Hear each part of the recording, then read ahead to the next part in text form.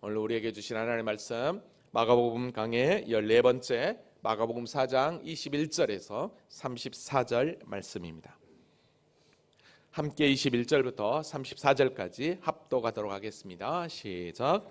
또 그들에게 이르시되 사람이 등불을 가져오는 것은 말 아래에나 평상 아래에 두려움이냐 등경 위에 두려움이 아니냐.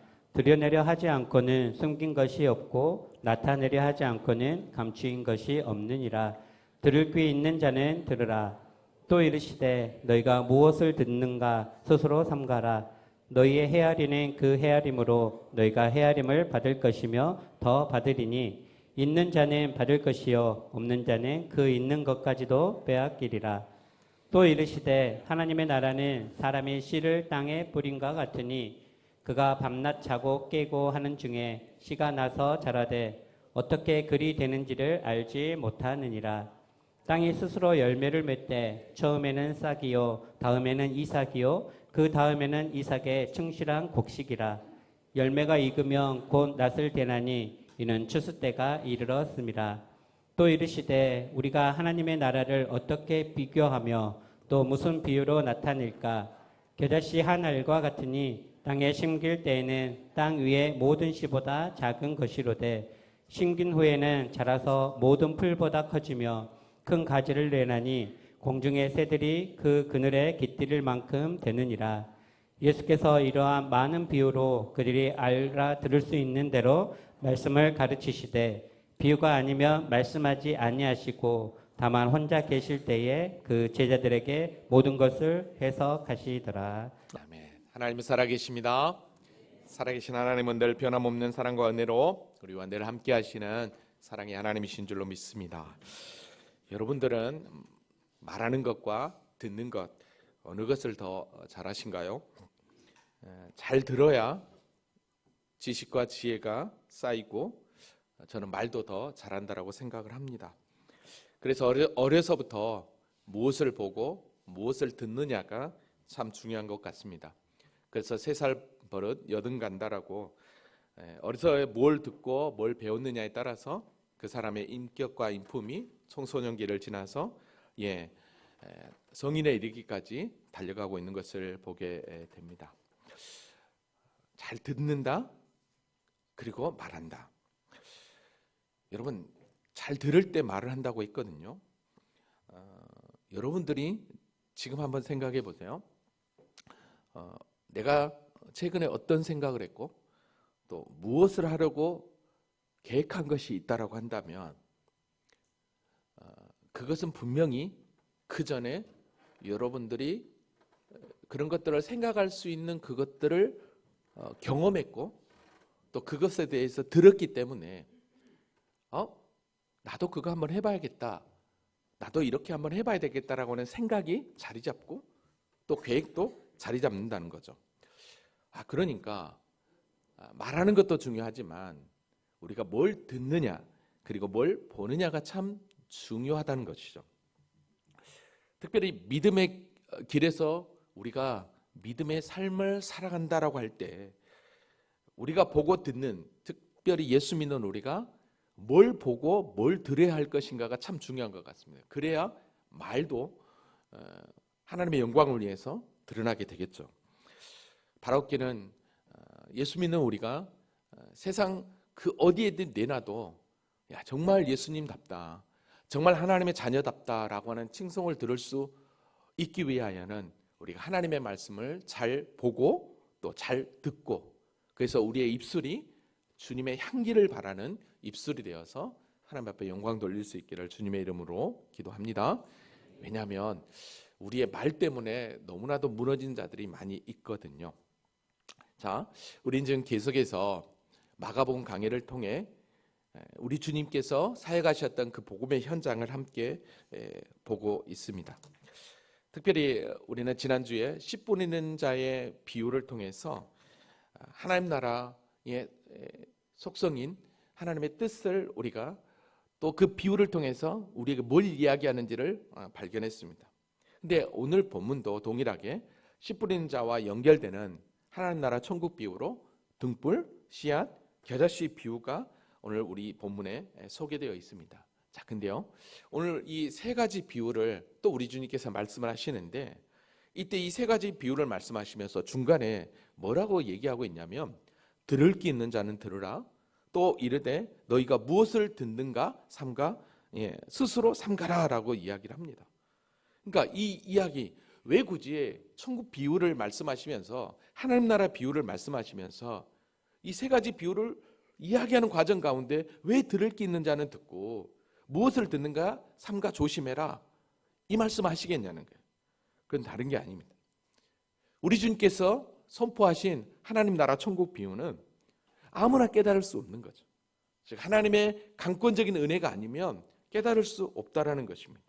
그래서 하나님의 은혜가 우리 가운데 온전히 임할 때 우리는 그 하나님의 뜻을 분별하게 되고, 주님께서 선포하신 그 말씀의 메시지가 어떤 메시지인가, 그래서 그 말씀을 통해서 우리가 어떤 믿음 가운데 나아가야 될 것인가를 우리에게 분명하게 이야기하고 있다라는 것이죠. 사실 은혜가 필요한 건 하나님께서 말씀하신, 우리 주님께서 말씀하신 이 비유가 어떤 자들에게는 들리고 어떤 자들에게는 들리지 않는다는 거죠. 그래서 천국 비유를 이야기할 때는 오늘 본문도 마찬가지지만 지난주에도 말씀드렸지만 분명히 듣는 자가 있고 깨닫는 자가 있지만, 그러나 깨닫지 못하고 들어도 듣지 못하고 깨닫지 못한 자가 있다라는 거죠. 오늘 여러분들은 어디에 속하냐는 거죠.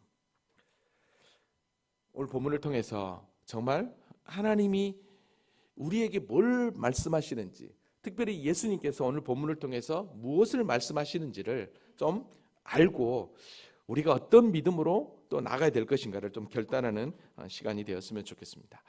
자, 그러면 지난 시간 말씀을 잠깐 정리하면, 지난 시간에는 우리가 씨 뿌리는 비유에 대해서 함께 공부를 했었는데요.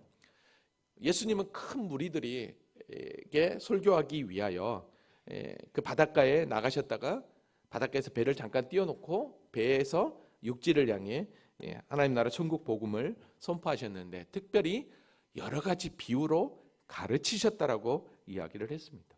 우리는 여기서 예수님의 비유가 뭘 의미하는지를 발견했었죠. 예수님의 비유는 단순한 예화가 아니라고 그랬습니다. 믿는 자들에게는 복음의 비밀을 밝히 드러내는 역할을 하지만, 그러나 마음이 완고하고 감춰진 마음이 연구한 자들에게는 이 하나님 나라 천국 비유가 감춰져 버린다라고 그랬습니다. 그래서 마가복음 4장 11절에 하나님 나라의 비밀을 너희에게 주었으나 외인에게는 모든 것이 비유로 한다라고 이야기를 했던 것을 보게 됩니다.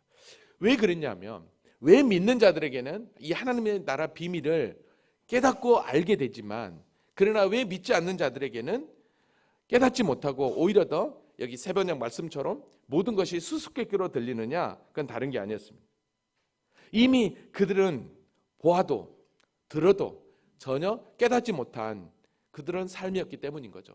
그래서 우리 주님께서 이미 그들의 마음이 완고함 때문에 이렇게 된 줄 아시고 그들을 향해서 이렇게 외쳤던 거죠. 그들은 보기는 보아도 알지 못하고 듣기는 들어도 깨닫지 못하며 돌이켜 제사함을 얻지 못하려 한다라고 그럽니다. 왜요? 깨닫지 못하니까, 깨닫지 못하면 믿지 못하고, 믿지 못하면 회개가 없으니까 제사함을 얻지 못하게 되는 것이죠.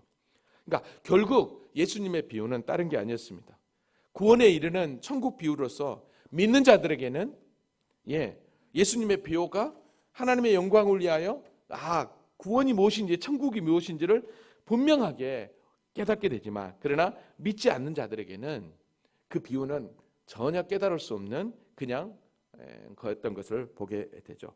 자, 그러면서 이제 씨 뿌리는 비유에 대해서 우리 주님께서 쫙 설명하시고, 이거에 대해서 주님이 홀로 계실 때 제자들과 거기 모인 자들에게 이 비유에 대해서 다시 한 번 더 설명을 했습니다. 우리는 지난 시간 씨 뿌리는 자의 이 비유를 통해서 뿌리는 자는 말씀을 뿌린다고 그랬는데, 그 씨는 곧 하나님의 말씀이었습니다. 곧 천국 복음을 의미했죠. 씨 뿌리는 자는 예수님을 의미한다라고 그랬어요. 그래서 첫 번째 씨앗을 뿌렸는데 어디에 뿌려졌습니까? 길가에였습니다. 길가에 씨가 뿌려졌을 때 어떤 일이 벌어진다고 그랬죠?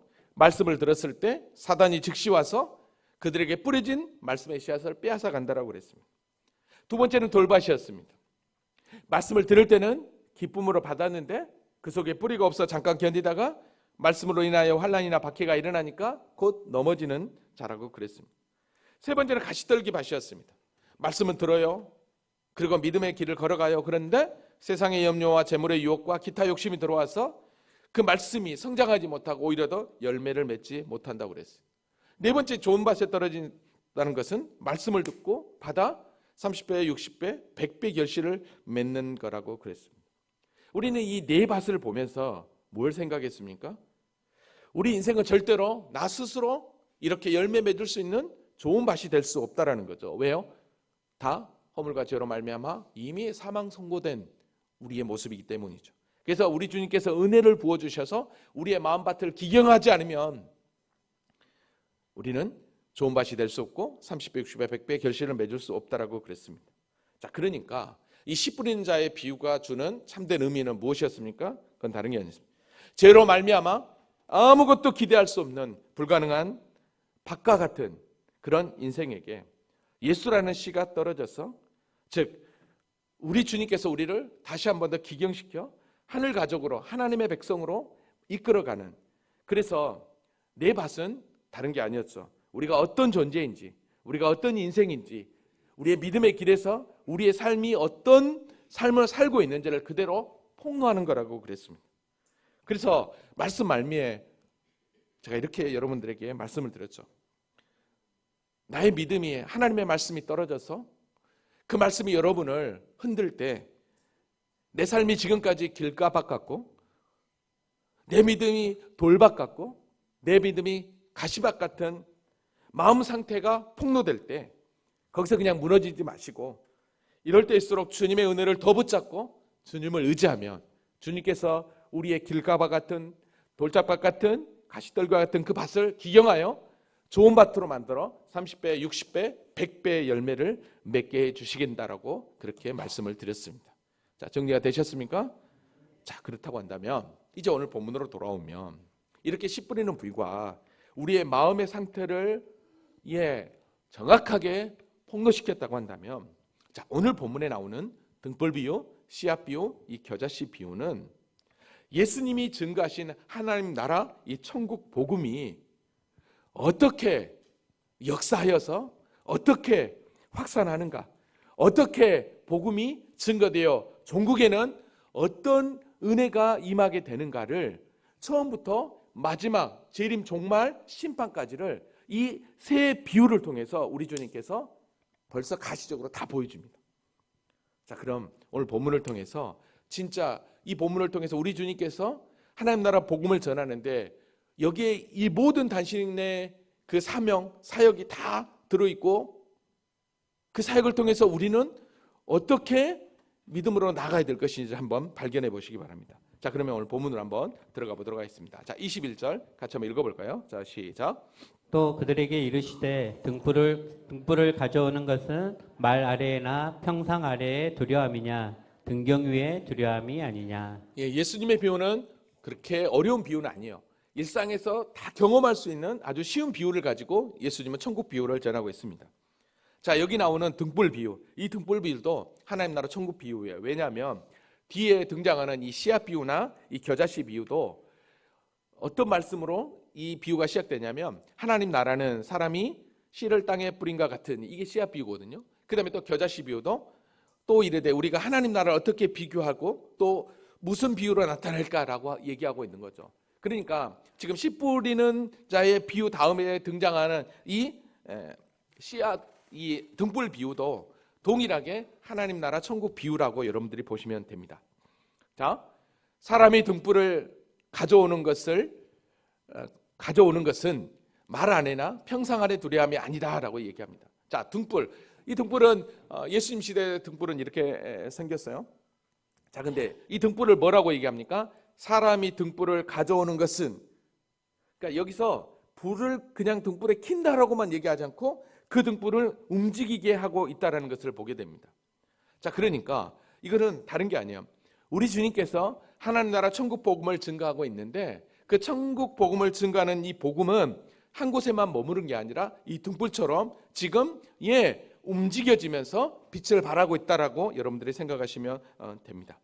그래서 등불을 가져오는 것은, 자, 이 빛이 비치는 것은 말 아래나 평상 아래 두려함이냐, 이게 아니라는 거죠. 여러분, 말은 우리가 말통을 의미하는 거고 평상은 우리가 너무너무 잘 아는 것들이잖아요. 이런 말통 안에 등불을 둔다? 이건 말이 안 되잖아요. 평상 안에 등불을 둔다? 말이 아니잖아요. 어디에 두는 거예요? 등경 위에 두는 게 아니냐. 그러니까 높은 곳에 등불을 높인 건 당연한 거죠. 왜요? 높은 곳에 등불을 둬야 빛이 확 퍼지면서 그 공간에 있는 어둠이 샥 물러가기 때문인 거죠. 예전에 저희 어렸을 때는 전기가 자주 나갔잖아요. 그래서 저희도 이게 촉꽂이 불을 이렇게 켰던 것을 보게 되는데, 등불은 다른 게 아니죠. 어둠을 밝히는 거예요. 우리 주변에 있는 가로등이 어떡합니까? 높은 곳에 달려야 길이 환하게 보이지, 낮은 곳에 바닥에 있다면 그 주위만 잠깐 밝을 뿐이 전체를 밝힐 수 없는 것이죠. 그러니까 지금 이 등불부가 얘기하고 있는 것은 우리 주님이 증가하는 이 하나님 나라 이 천국 복음은 은폐되거나 그냥 없어지는 게 아니라 만천하게 공개되는, 어둠을 논하려는 빛의 역할을 감당한다라고 이 등불 비유가 예표하고 있는 것입니다. 여러분, 그러니까 예수님이 이 땅에 빛으로 오셨다라고, 그래서 사도 요한도 요한복음 1장에서 그렇게 이야기했죠. 참빛과 세상에 와서 각 사람에게 비추는 빛이 있었나니. 그러니까 빛은 어둠을 몰아내기 때문인 거죠. 결국 예수님은 어둠을 몰아내고 빛으로 이 땅 가운데 오셔서 우리의 죄악의 어둠도 몰아내고 우리에게 구원을 이루기 위함이었던 거죠. 사실 이 빛으로 오신 이 예수님, 이거에 대해서 예수님이 오시기 전 700년 전 선지자였던 이사야도 빛으로 오신 그 예수님을 통해 사망의 그늘에 앉은 자들에게 빛이 비쳤다라고 예언을 했었습니다. 그런데 실제 마태가 주님께서 빛으로 오셔서 사망에 앉은 자들에게 구원을 베푸셨다라고 하는 이 놀라운 구원의 메시지를 발견하고 자기가 기록한 마태복음에 이렇게 기록하고 있었던 것을 보게 됩니다. 그래요. 어둠을 쫓아내는 방법은 빛밖에 없습니다. 아멘이죠? 빛만이 어둠을 몰아낼 수 있는 것이죠. 빛 대신 예수만이 우리의 죄악된 어둠을 몰아낼 수 있는 것입니다. 아멘입니까? 그래서 예수 외에는 우리의 죄악을 결코 살 수 없다라는 것입니다. 아멘입니까? 그래서 우리 주님께서 이 땅에 오신 분명한 목적은 빛으로서 어둠을 밝혀 죄를 사하는, 그래서 우리 주님이 오신 이유였죠. 이거에 대해서 이 등불 비유는 분명하게 예수님이 오신 이유, 그리고 그 복음이 만방을 향해 확산될 것을 여기서 보여주고 있는 것을 보게 됩니다. 자, 그래서 22절에 이렇게 얘기하는 거죠. 드러내려고 하지 않고는 숨긴 것이 없고 나타내려 하지 않고는 감춘 것이 없다라고 이야기합니다. 세 번역으로 보니까요, 숨겨둔 것은 드러나고 감추어둔 것은 나타나기 마련이다라고 이야기를 합니다. 결국 하나님의 나라의 비유로 예수님이 설명하지만 이게 마치 외인들에게는 들리지 않는 거였지만 결국은 다 드러나게 된다라는 거죠. 여러분, 여기서 숨겨둔 것, 감추어둔 것은 우리 주님께서 말씀하신 하나님 나라 비유예요. 그래서 하나님 나라 비유를 너희에게 전했지만 외인들에게는 비유로 했다라는 그런 표현이 있는 것이죠. 여러분, 그래서 우리 주님께서 당신이 메시아 되심을 얼마나 멋지게 드러냈는지 우리는 4장을 지금 공부하고 있지만 마가복음 1장부터 3장까지 내용을 통해서 풍성하게 배웠습니다. 귀신을 들린 자를 쫓아내고 베드로 장모를 고치고 나병 환자를 고치고 안식일을 손마른 자를 고치고 말이죠. 이것은 다른 게 아니죠. 하나님 나라가 가시적으로 임하여서 어둠이 물러가는 거였거든요. 근데도 불구하고 어떻게 합니까? 그들은 깨달을 수 없었던 것이죠. 그러나 분명한 것은 믿는 자들에게는 하나님의 그 역사가, 하나님의 나라가 점점 확장되고 있는 것을 여기서 이야기하고 있는 것을 보게 됩니다. 그래서 이 등불 비유는 어쩌면 어둠에 교환 인생들에게 오직 주님만이 참 빛이심을 이야기하고 있죠. 자, 근데 여러분 봐보십시오. 여기서 비유로 외인들에게는 모든 것이 비유로 하냐는 것은 아까도 보았지만 외인들은 전혀 깨달을 수 없다고 그랬잖아요. 근데 그거 아세요? 결국은 깨닫지 못한 이들에게 이 놀라운 하나님의 비밀이 언제 분명하게 선명하게 나타나냐 하면 우리 주님이 십자가에 죽으시고 부활하신 이후에 이 놀라운 구원 역사, 이 하나님 나라 비밀이 선명하게 밝혀집니다. 사실 이 비유를 통해서도 제자들도 사실 예수님의 비유를 이해하지 못했어요. 그러다 보니까 어떻게 합니까? 예수님이 혼자 홀로 계실 때 그곳에 가서 예수님께 이 비유가 무엇인지를 듣고 또 설명을 들을 때 그때서야 조금 알았지만 완전히 이해하지 못했어요. 근데 완전히 이 하나님 나라의 비유인 우리 주님의 이 말씀을 완전히 제자들이 이해할 때는 바로 예수님의 십자가와 부활 이후였다라는 것을 보게 됩니다. 왜냐하면 하나님의 구속의 하나님 나라의 완성은 우리 주님의 십자가와 부활을 통해서 온전히 증거되고 그 끝에 완성이 오기 때문인 거죠. 그래서 여러분 사도 바울은 고린도전서 2장 7절에 8절에 이렇게 이야기합니다. 이 은밀한 것 가운데 있는 하나님의 죄를 말하는 것으로서 곧 감추어졌던 것인데 하나님이 우리의 영광을 위하여 만세전에 미리 정한 것이라. 하나님이 만세전에 미리 정하신 이 구원, 이게 감추어졌던 비밀이에요. 근데 이 지혜는 이 시대의 통치자들이 한 사람도 알지 못하였으니 이게 이제 비유로 설명되었기 때문에 모르는 거예요. 그래서 만일 알았더라면 영광의 주를 십자가에 못 박지 아니하리라 그랬어요.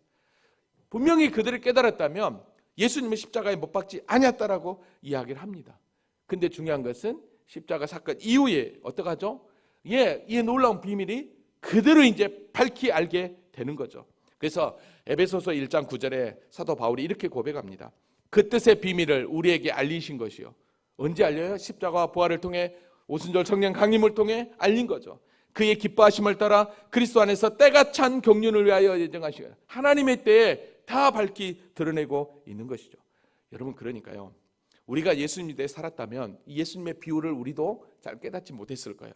그런데 예수님의 십자가의 죽음과 부활 그리고 성령 강림 이후에 밝히 주님의 이 놀라운 하나님 나라의 비밀, 이 구원 역사가 밝히 딱 드러나니까 이게 저와 여러분이 동일하게 제자들이 깨닫고 성령을 받고 복음을 전하면서 하나님 나라 비밀을 막 선포한 것처럼 그래서 우리도 동일하게 지금 성령 하나님의 은혜 가운데 깨닫게 되고 알게 되고 이 하나님의 놀라운 주님의 구원 역사를 더 밝게 알게 되었다는 거죠. 여러분 이게 얼마나 큰 은혜인지 모릅니다. 그래서 여러분 이 하나님 나라의 이 비밀은 아무나 알려주지 않았어요. 오직 하나님의 택함 받은 자들에게만 알려주신 거예요. 그래서 우리 기독교를 여러분 계시의 종교라고 하는 것입니다. 하나님이 당신이 밝히 우리에게 가르쳐주지 않으면 알려주지 않으면 누가 누군지를 모르는 거죠. 그래서 이 성경이라는 이 계시를 통해서 우리는 하나님을 알고 또 하나님의 구속 역사, 내가 어떤 자인지를 깨닫게 되는 것이죠. 그래서 에베소 3장 8절 9절에 보면 사도 바울은 이렇게 얘기합니다.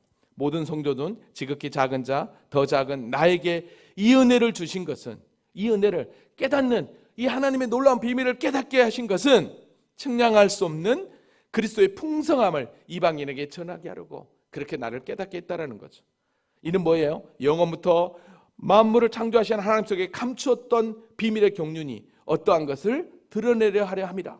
그러니까 감추었던 이 비밀이 예수 그리스도의 십자가의 구속의 은혜와 성령 하나님의 강권적인 그 역사를 통해서 하나님의 때 딱 드러나서 복음을 증거하는 자로 사도 바울이 쓰임 받으니까 이게 얼마나 큰지 이 8절에 이렇게 얘기했던 거죠. 모든 성도들은 지극히 작은 자보다 더 작은 나에게 이 은혜를 주신 것은 측량할 수 없는 그리스도의 풍성함이다라는.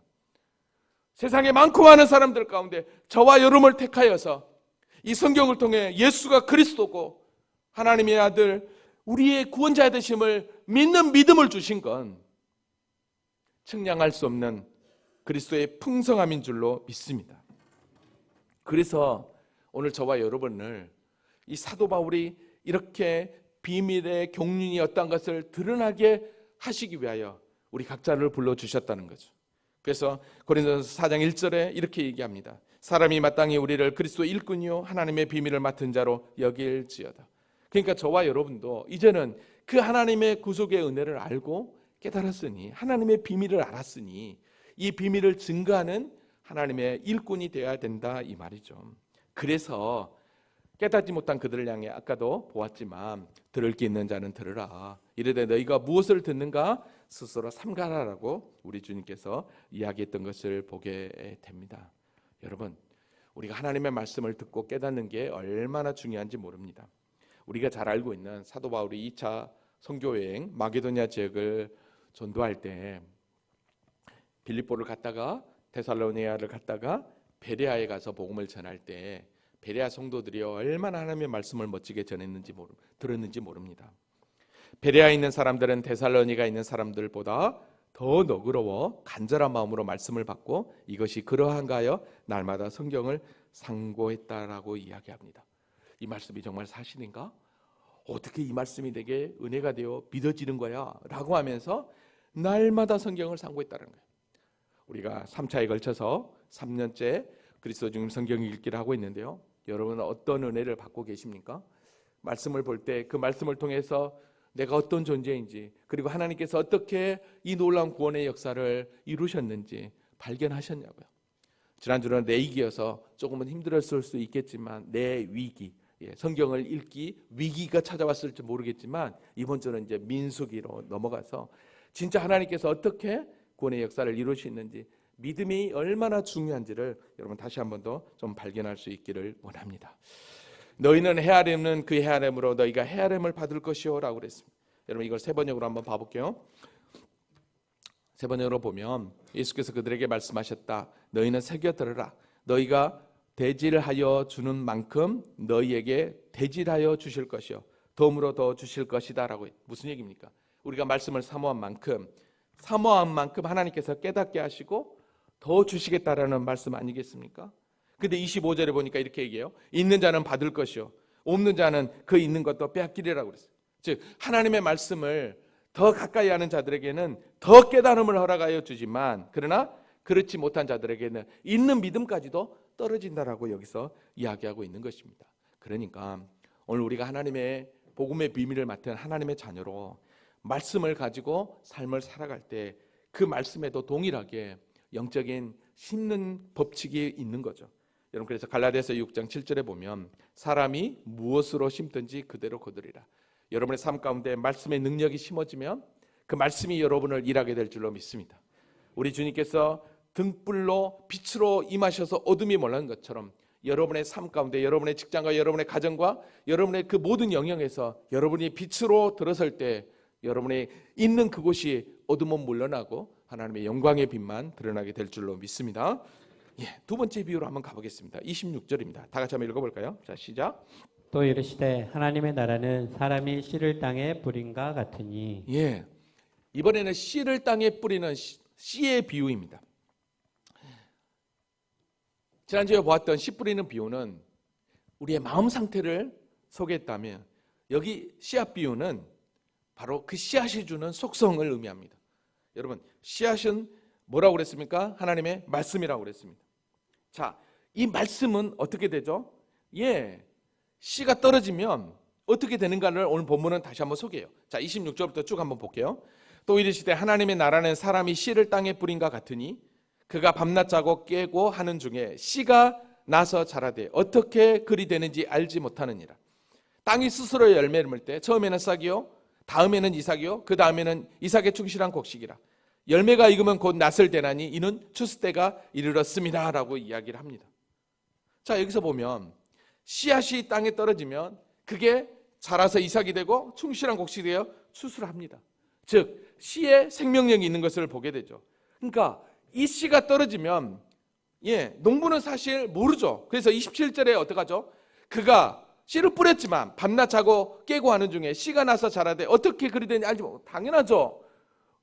씨가 어떻게 발하는지 어떻게 자라는지 농부는 잘 몰라요. 근데 씨가 이렇게 자라는 것은 그 뒤에 뭐가 역사하고 있는 거예요? 하나님의 강권적인 역사가 임했다는 것을 보게 되죠. 그러니까 자고 일어나면 뭐 이렇게 된 거야. 이렇게 됐을 때는 하나님이 그 뒤에서 하고 있는 것입니다. 그러니까 처음에는 처음에 스스로 열매가 맺는 게 아니라 싹부터 시작해서 이삭, 그리고 충실한 곡식을 맺는다고 이야기하죠. 자, 이건 뭘 의미할까요? 하나님의 말씀은 처음에는 지금 예수님을 통해서 갈릴리 지역이 지금 증거되고 있지만 그게 나중에 제자들과 함께 이방으로 열방을 향해 나아가게 된다는 것을 여기서 이야기합니다. 그러니까 이 생명, 하나님 나라는 점점 성장하여 큰 나무를 이루게 된다는 것을 뒤에 물론 이제 겨자씨 비유에서도 동일하게 나타나지만 그렇게 여기서 소개하고 있는 것을 보게 됩니다. 자, 그러니까 하나님은 당신의 때에 씨를 통해, 말씀을 통해 그 씨가, 그 말씀이 점점 흥하게 될 거라는 거죠. 지금 예수님의 복음의 메시지가 그거잖아요. 말씀이 증거되니까 나중에 제자들이 그 주님의 그 말씀을 증거할 때 어떡하죠? 점점 열방을 향해 퍼져갔던 것을 보게 됩니다. 자, 그러면 여기서 중요한 건 씨가 생명이 있기 때문에 이렇게 능력을 갖지만 우리가 씨 뿌리는 부위에서도 보았지만 밭도 중요하다고 그랬죠. 그래서 우리의 역할도 중요한 거죠. 그래서 사도 바울은 고린도전서 3장 6절에 나는 심었고 아볼로는 물을 주었을 때 오직 하나님께서 자라나게 하셨다라고 이야기를 합니다. 그래요. 하나님만이 열매를 맺게 하시는 거죠. 그래서 오늘 본문 29절에 보면 열매가 익으면 곧 낫을 대나니 이는 추수때가 이르렀습니다라고 얘기합니다. 여러분, 낫을 된다, 추수때가 이르렀다. 여러분, 성경에 보면 추수가 나오면 어디를 의미하냐면 이미 다 끝났다는 거죠. 종말의 때를 의미한다라고 할 수 있어요. 그래서 마태복음 13장 9절에 보면 추수때는 세상 끝이요라고 이야기를 합니다. 자, 그러면 추수가 되었다, 세상 끝이 되었다는 것은 하나님의 복음이 온전히 증거되고 하나님 나라가 완성되었다는 의미라고 할 수 있는 것입니다. 그러니까 결국 주님의 복음은 말씀이 한 곳에 떨어지지만 그것이 어떡하죠? 확장되어서 열방까지 흩어지게 되어서 추수하게 되는, 완성하게 되는 것을 이 씨앗 비유를 통해서 이야기하고 있는 거죠. 이것을 이제 뭘로 또 증명하냐면 그 다음에 이제 30절에 나오는 겨자씨 비유로 증명합니다. 한번 봐볼게요. 또 이르되 우리가 하나님 나라를 어떻게 비교하며 또 무슨 비유로 할까라고 얘기합니다. 사실 동일하게 이 하나님 나라 비유, 이 겨자씨 비유를 여기서 이제 설명하게 되는데요. 이 겨자씨 비유를 설명하는 이 겨자씨 비유는 마태복음이나 누가복음에는 누룩 비유하고 함께 이렇게 소개를 해요. 누룩도 확장되는 것을 의미하게 되는데 이 마가복음에는 이 누룩 비유는 빠지고 이 겨자씨 비유만 나와요. 자, 봐볼게요. 겨자 한 알 같으니 땅에 심길 때는 땅 위에 모든 씨보다 작은, 땅의 모든 씨보다 가장 작은 게 이 겨자씨라고 표현을 해요. 가장 작다는 의미겠죠. 근데 어떡하죠? 심긴 후에는 자라서 모든 풀보다 커지며 큰 가지를 내나니 공중의 새들이 그 그늘에 깃들일 만큼 되느니라. 여러분, 성경에 나오는 이 겨자씨는 정확하게 지금으로 우리에 보면 이 유채나무하고 똑같습니다. 유채하고 똑같습니다. 꽃도 똑같고 열매도 똑같고 말이죠. 자, 그러니까 이거예요. 하나님 나라는 시작은 미약하지만 거대하게 성장한다는 거죠. 근데 여기서 뭐라고 얘기냐면 모든 풀보다 커지고 큰 가지가 되어서 공중의 새들이 날아온다고 그랬어요.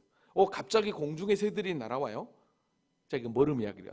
지금 우리 주님은 복음을 이스라엘을 중심으로 해서 지금 갈릴리를 중심으로 해서 유대를 왔다 갔다 다니면서 복음을 증거하고 있는데 이제는 공중의 새, 즉 이방인들까지 그 복음에 몰려들어서 하나님 나라가 점점 확장될 거라고 하는 것을 여기서 보여주고 있는 것입니다. 그러니까 여러분, 오늘 본문에 등장하는 이 등불 비유하고 씨앗 비유하고 이 겨자씨 이 세 개의 비유는 다른 게 아니야. 예수 그리스도를 말미암아 마음밭에 하나님의 이 복음의 생명의 말씀이 뿌려질 때, 즉 어둠의 빛으로 우리 주님께서 임하셔서 어둠을 몰아내고 결국은 어떡합니까? 온 열방까지 복음이 증거되어서 추수로 마무리되는, 하나님 나라가 완성이 되는, 그러니까 이 세 가지 비유를 통해서 예수님의 복음이 어떻게 확장되고 또 완성되고 끝날 것인지를 이 세 가지 비유를 통해서 여기서 소개하고 있는 것이죠. 근데 여러분, 그 당시에 이 비유를 과연 깨달았겠냐는 거예요. 이 비유를. 그래서 오늘 33절에 이렇게 얘기합니다. 예수께서 이러한 많은 비유로 그들이 알아들을 수 있는 대로 말씀을, 알아들을 수 있는 대로 일단은 좀 가르쳤어요. 그죠? 씨앗 뿌리는 거, 또 등불, 또 이 겨자씨, 그는 그들의 삶의 일상에서 늘 보는 거였거든요. 그렇게 했지만 어떡합니까? 34절에 보면 비유가 아니면 말씀하지 아니하고, 왜 비유가 아니면 말씀하셨냐면 분명하게 하나님께서 듣는 자와 듣지 않는 자를 가리기 위함이었어요. 그래서 다만 혼자 계실 때 그 제자들에게 모든 것을 그때서야 이렇게 해석해 주는 거예요. 하나님 나라의 천국 비밀 이거를 해석해 주는 거죠. 여러분, 그러니까 제자들이 그때는 그런 것 같다 했는데, 이것들이 여러분 나중에 오순절 성령 강림이 임하고 이 말씀들이 성령을 통해서 그들이 완전히 깨닫게 되고 알게 될 때 그냥 있을 수 없었던 거죠. 그때는 이거였어? 이렇게 성령이 임하고 나서 깨닫게 됐을 때는 박수를 쳤지만, 그때는 그냥 잘 몰라갖고 머리를 긁고 있었지만 깨닫게 되었다는 거죠. 그래서 만방의 복음을 증가하는, 마치 겨자씨처럼 씨앗처럼 등불처럼 그렇게 그들의 삶을 살아냈던 것입니다. 그래서 열방을 향해 어둠을 몰아치게 해요. 등불처럼 사도들은 전진했고, 그리고 복음의 씨앗을 뿌렸을 때 열방을 향해 퍼지게 되었고, 겨자씨가 자라서 많은 새들이 와서 깃들었던 것처럼 그 복음 때문에 어떡하죠? 지금 저와 여러분까지, 이 나라까지 증거되어서 정말 이 나라가 이렇게 부흥하고 성장할 수 있었던 건 다 주님의 그 크신 은혜 아닌가요? 여러분, 이렇게 복음을 전하는데 하나님의 강권적인 은혜가 임하지 않은 그들에게는요, 여러분, 이게 먹혔겠냐는 거죠. 여러분, 그래서 고린도전서에 보면 이렇게 이야기했어요. 유대인은 표적을 구하고 헬라가인은 지혜를 찾으나 우리는 십자가에 못 박히신 그리스도를 전하니 유대인들에게는 꺼리는 것이요 이방인들의 그냥 미련하게 보일 뿐이에요. 그런데 택하심을 받는 우리에게는요, 오직 부르심을 받는 자들에게는 유대인이나 헬라인이나 그리스도는 하나님의 능력이요 하나님의 지혜였다라고 이야기합니다. 그러니까 오직 예수 그리스도가 전한 그 천국 복음, 그것은 다른 게 아니라 우리를 구속하기 위하여 당신이 어떻게 하나님의 복음을 전하고 하나님 나라를 완성해 가고, 그 완성된 하나님 나라의 종국에는 어떤 은혜가 우리에게 찾아올 것인가를 분명하게 소개하는 참된 비유의 말씀이었다는 거죠. 여러분, 좀 여러분이 오늘 설교가 어려울 수 있겠지만 그러나 한 가지만 기억하십시오. 우리 주님께서 하신 이 비유의 말씀은 당신이 이 땅에 오셔서 어떻게 구속을 완성해 가신가, 물론 기적과 이적, 표적을 통해서 나타냈지만 이 등불 비유와 씨앗과 이 겨자씨 비유를 통해서 다시 한 번 더 자신이 어떻게 복음의 증인으로 또 어떻게 복음이 역사했는가를 선명하게 가르쳐 주었다는 거죠. 지금 제가 설명을 듣고 여러분들이 제 설명을 듣고 지금 이 비유를 딱 보니까 그거였구나, 이거였구나. 우리 주님께서 증거하는 이 복음의 이 놀라운 확장이 이렇게 작은 거지만, 이렇게 보잘것 없는 거지만 이렇게까지 열방을 향해 전진하여 종국에는 하나님 나라가 완성이 되겠구나, 결국은 출수대가 되겠구나라는 것을 여러분은 다 이해하게 됐을 것입니다. 이제 말씀을 정리합니다. 하나님 나라 천국 복음은 결코 감춰질 수 없고 드러날 수밖에 없는 하나님 나라의 복음인 줄로 믿습니다. 그래서 이 복음이 감춰질 수 없기 때문에 여전히 복음을 거부하는 저 공산국가에도 계속해서 증거되고 있는 것이죠. 빛으로 우리에게 찾아오셔서 십자가를 통해 완성하신 그 구속으로 성령 하나님이 우리 가운데 오시고, 그리고 이 성경을 통해서 이 감춰졌던 하나님의 비밀을 바로 깨닫고 알게 되어 그 은혜가 여기까지 밀려와, 그 사랑이 하나님의 그 구속의 그 놀라운 축복이 여기까지 밀려와 저와 여러분이 지금 이렇게 편안하게 예수 그리스도를 믿고 구원받아 하나님의 자녀가 되었다. 이게 웬 은혜요? 웬 사랑이냐는 거죠. 여러분, 저와 여러분에게 이런 놀라운 선택이 임하여서 이렇게 하나님 앞에 나와 예배하며 영광 돌릴 수 있다는 것은, 이거는 그 무엇과도 비교할 수 없는 하나님의 강권적인 사랑과 은혜인 줄로 믿습니다. 아직도 세상은 아직도 하나님을 모르는 자들이 많이 있어요. 지난주에 두 분의 장례식 예배가 있었습니다. 우리 집사님들 부모님의 소천으로 말미암아. 우린 늘 죽음 앞에 서면 내가 어떤 존재인지를 발견합니다.